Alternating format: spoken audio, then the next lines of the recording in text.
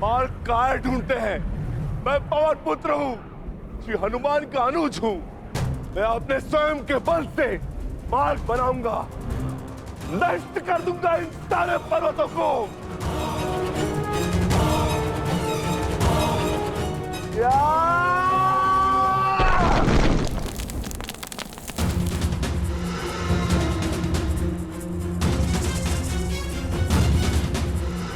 आगे बढ़िए ज्येष्ठ।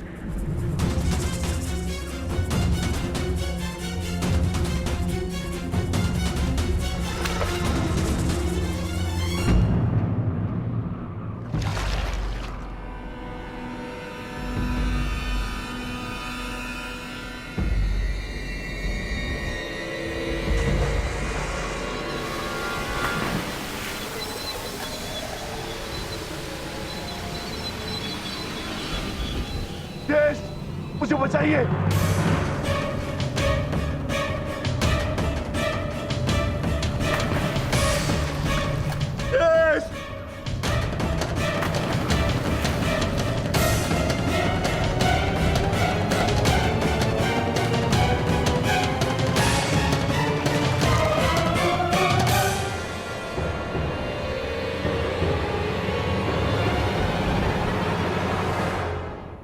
क्षमा करना भीम,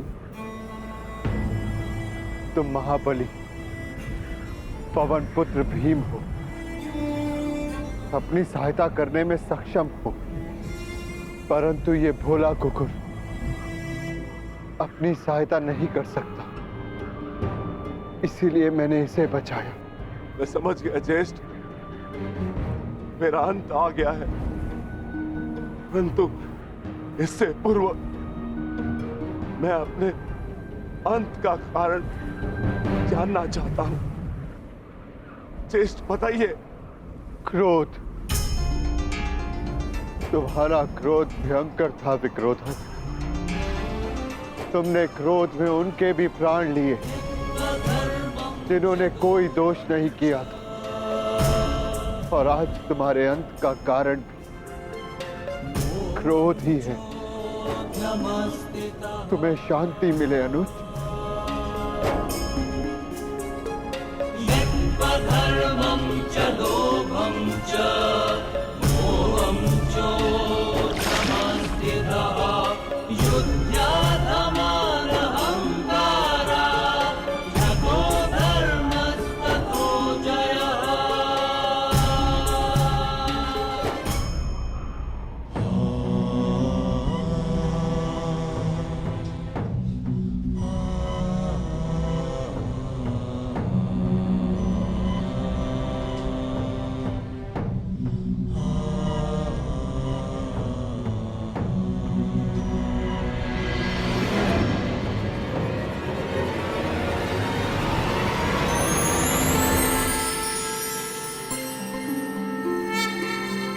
तुम्हारा स्वागत है युधिष्ठिर। वस्वताय धर्मराजाय भक्तानुग्रह कृतये। प्रणिपात धर्मराज। इस परलोक की यात्रा में तुम काम, क्रोध, मोह, लोभ सबसे विरक्त रहे, इसलिए तुम्हें सशरीर स्वर्ग में प्रवेश करने का वरदान मिलता है। तुम्हारे भाई और पत्नी अपने गुण अवगुण शक्ति का मत नहीं छोड़ पाए, इसलिए वो यहां तक पहुंचने में असक्षम रहे। ये एक सीख है युधिष्ठिर कि अपना परम स्थान पाने के लिए सब कुछ त्यागना पड़ता है।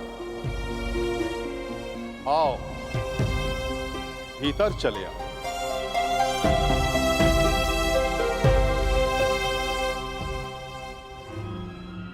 आओ मित्र, भीतर चले।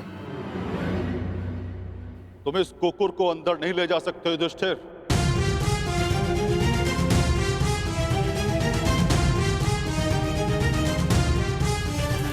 क्षमा कीजिएगा धर्मराज, परंतु जिन कठिनाइयों से जिस प्रकार मैंने इस यात्रा को पूर्ण किया है, उसी प्रकार इस कुकुर ने भी इस यात्रा को पूर्ण किया है। और हर यात्री को लक्ष्य तक पहुंचने का फल अवश्य मिलना चाहिए। मैं इस कुकुर को छोड़कर नहीं जाऊंगा। जो अंत तक साथ दे वही धर्म है, और इस नाते ये कुकुर मेरा धर्म है। मैं युधिष्ठिर अपने धर्म को त्याग कर स्वर्ग की कामना भी नहीं कर सकता धर्मराज। आप आज्ञा दें, मैं लौट जाऊंगा।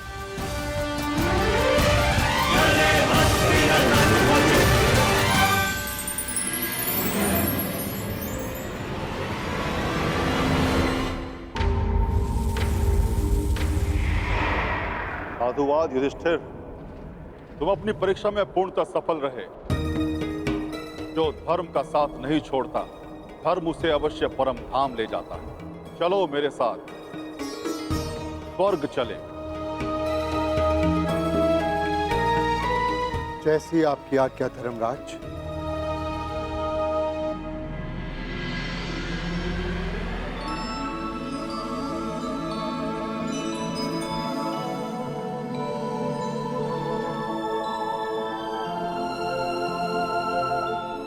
आओ युधिष्ठिर आओ। इस स्वर्ग में तुम्हारा स्वागत है।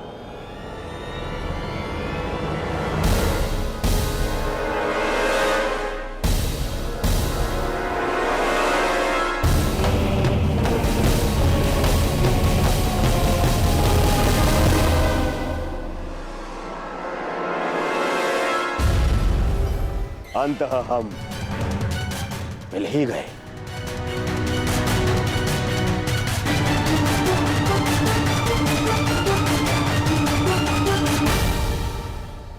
अरे किंतु तुम अकेले क्यों आए?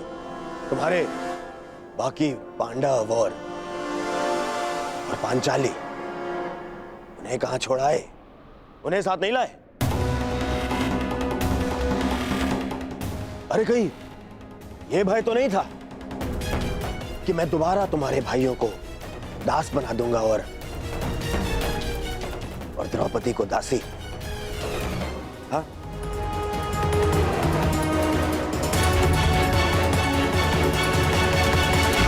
ये सब यहाँ क्यों धर्मराज? ये यहां इसलिए क्योंकि इन्हें युद्ध में वीरगति प्राप्त हुई थी।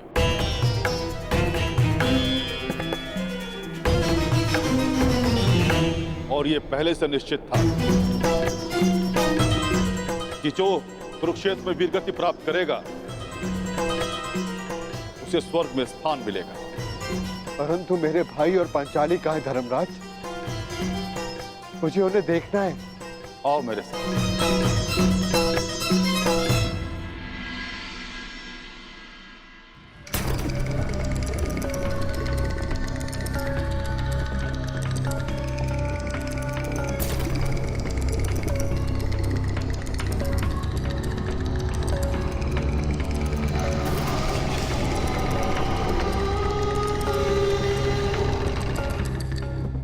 ये सब क्या है धर्मराज?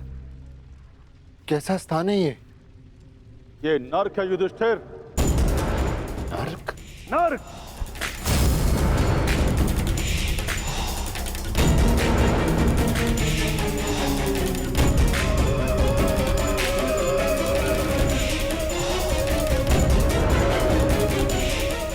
किंतु आप मुझे यहाँ क्यों लाए? चलिए। रुकिए सम्राट युधिष्ठिर! हमें छोड़कर मत जाइए। आपकी देह को छूकर जो वायु आ रही है उससे हमारा मन तृप्त हो रहा है। ये किनका स्वर है धर्मराज? उनका, जिन्हें अपने अपने कर्मों का दंड मिल रहा है।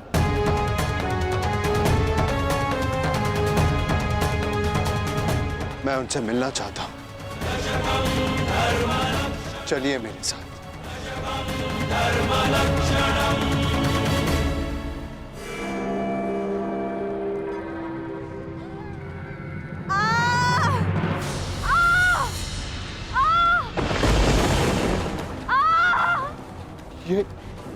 ये अन्याय है धर्मराज। पांचाली ने पाप नहीं किया था, उसके साथ पाप हुआ था। नहीं धर्मराज, तुम भूल रहे हो, पांचाली ने दुर्योधन का अपमान किया राजसूय यज्ञ में। अंधे का पुत्र अंधा, परंतु उसने दुर्योधन के साथ साथ धृतराष्ट्र का भी उपहास उड़ाया। हर क्षेत्र में निपुण होने के पश्चात भी और स्वयंवर में बुलाए जाने के पश्चात भी कर्ण को अस्वीकार कर दिया। ये शरसंधान नहीं होगा, क्योंकि मैं एक सूत पुत्र से विवाह नहीं करूंगी। ये वही दर्प की अग्नि है जो इसे जला रही है।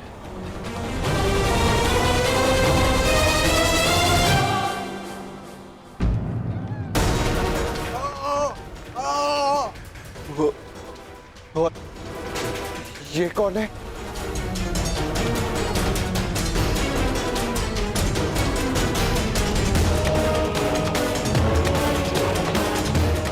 अपना बचपन स्मरण करो युधिष्ठिर, और स्मरण करो धनुर्विद्या के महारथी बालक का, जिसने अभ्यास में विघ्न डालने वाले श्वान का मुख बाणों से भर दिया था।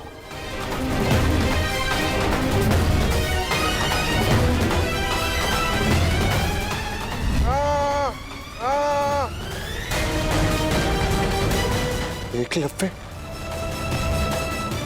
परंतु ये एकलव्य नहीं, ये वो है जिसके कारण एकलव्य को धनुर्विद्या का त्याग करना पड़ा और अपने अंगूठे का भी त्याग करना पड़ा।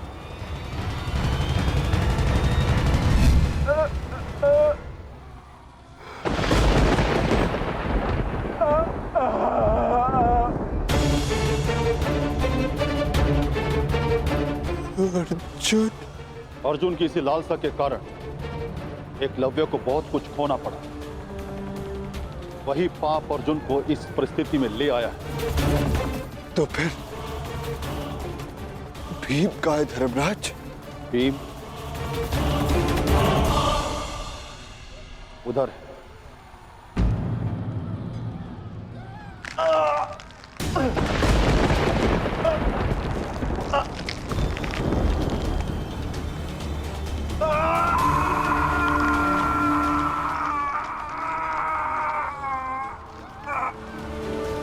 भीम की ये दशा क्यों धर्मराज? भीम ने किस प्रकार अनीति से जरासंध को मारा था।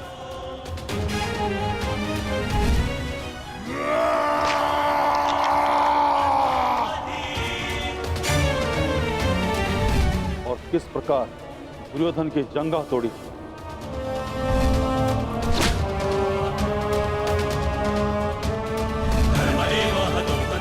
अपने प्रतिशोध के चलते किस तरह से भी मनुष्यता त्याग बैठा और रक्त पिपासु बन गए। धर्म की स्थापना के लिए कभी कभी वध आवश्यक हो जाता है, परंतु बर्बर बनना उचित नहीं। भीम को उसकी बर्बरता का दंड मिल रहा है। क्या नकुल सहदेव को नहीं देखना चाहोगे? नहीं नहीं धर्मराज, वो दोनों फूल से जैसे बालक मेरे पुत्र जैसे, मेरे भाई नहीं। मैं उन्हें नहीं देख पाऊंगा, नहीं देख पाऊंगा मैं उन्हें।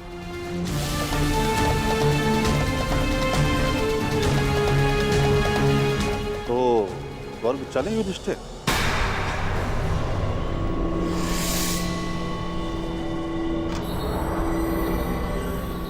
मैं क्यों? क्योंकि तुम अकेले अपने भ्राताओं में निष्पाप हो, इसलिए तुम्हें स्वर्ग में स्थान मिला।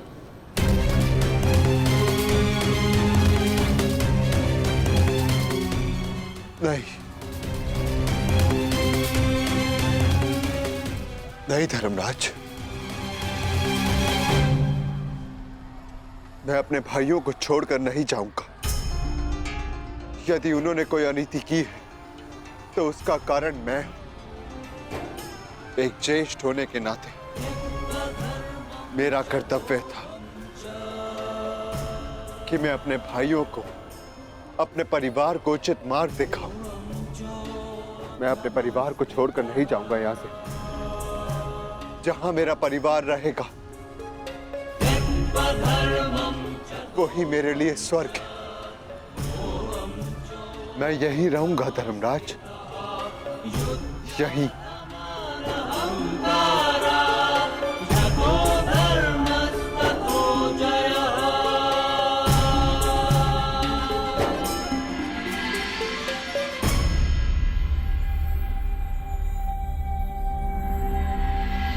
अद्भुत युधिष्ठिर, अद्भुत।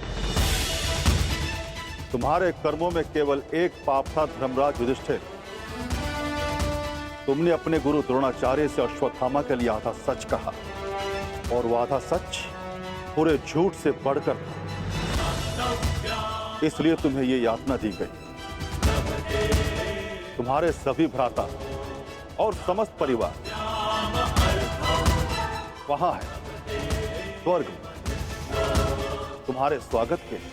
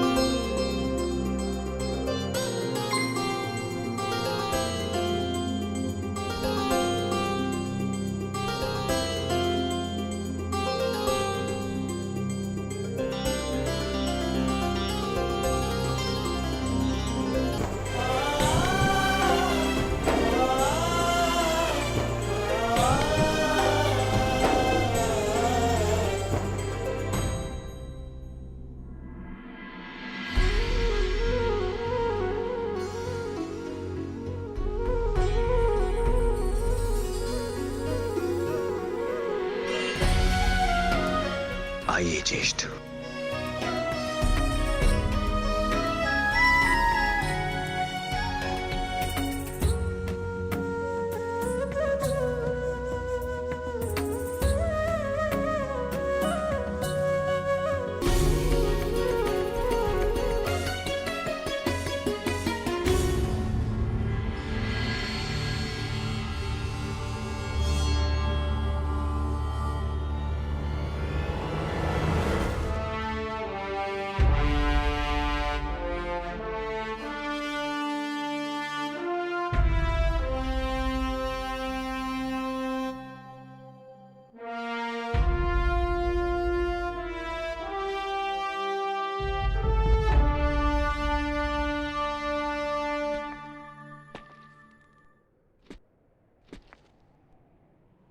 दिव्य दृष्टि से बाण शक्ति से जीते ये सारा रण।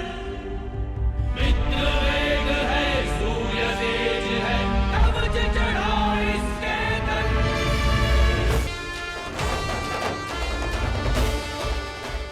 ज्येष्ठ,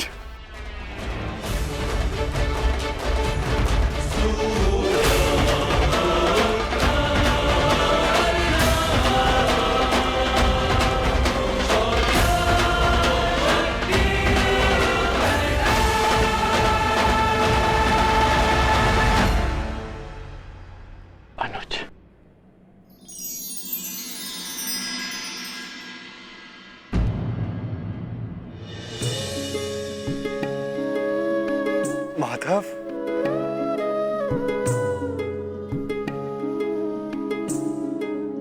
माधव,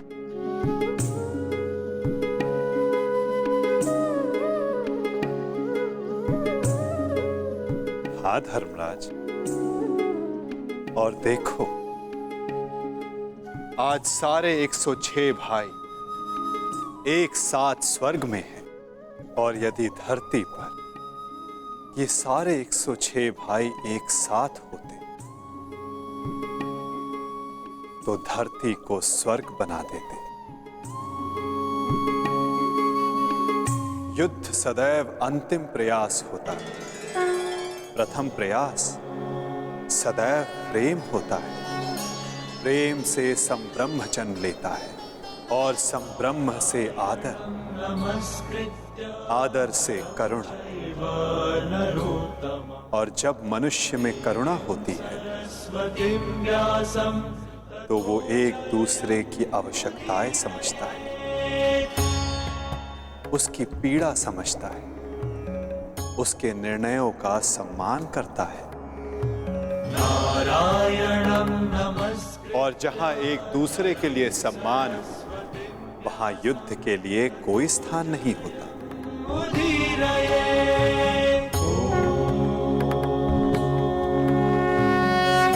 परंतु माधव, धरा को आपकी कमी अवश्य अनुभव होगी।